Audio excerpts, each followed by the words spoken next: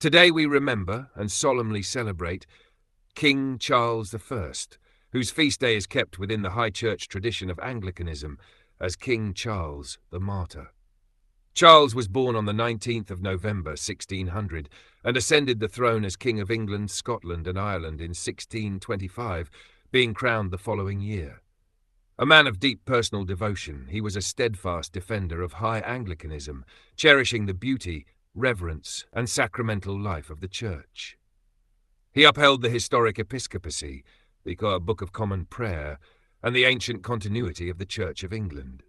These convictions placed him in direct conflict with many Puritans and Scottish Presbyterians who favoured a far simpler, Calvinist form of worship and rejected bishops altogether.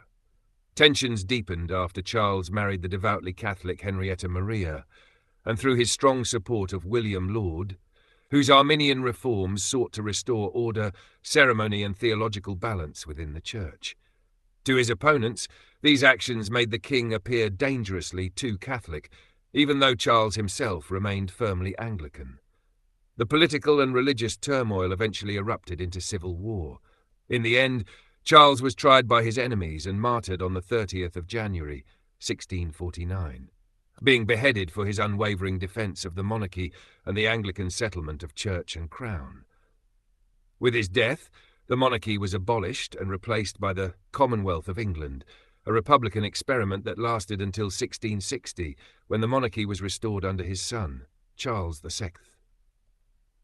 King Charles I is remembered not merely as a fallen king, but as a martyr for the Anglican faith, a witness to the belief that the Church should remain rooted in reverence, sacrament and apostolic order, even unto death. Happy feast day, and God bless. And he said, So is the kingdom of God, as if a man should cast seed into the ground, and should sleep, and rise night and day, and the seed should spring and grow up, he knoweth not how. For the earth bringeth forth fruit of herself, first the blade, then the ear, after that the full corn in the ear. But when the fruit is brought forth, immediately he putteth in the sickle, because the harvest is come. And he said again, Whereunto shall we liken the kingdom of God, or with what comparison shall we compare it? It is like a grain of mustard seed, which, when it is sown in the earth, is less than all the seeds that be in the earth. But when it is sown, it groweth up, and becometh greater than all herbs, and shooteth out great branches, so that the fowls of the air may lodge under the shadow of it. And with many such parables spake he the word unto them, as they were able to hear it. But without a parable spake he not unto them, and when they were alone, he expounded all things to his disciples. And the same day, when the even was come, he saith unto them, Let us pass over unto the other side. And when they had sent away the multitude, they took him even as he was in the ship.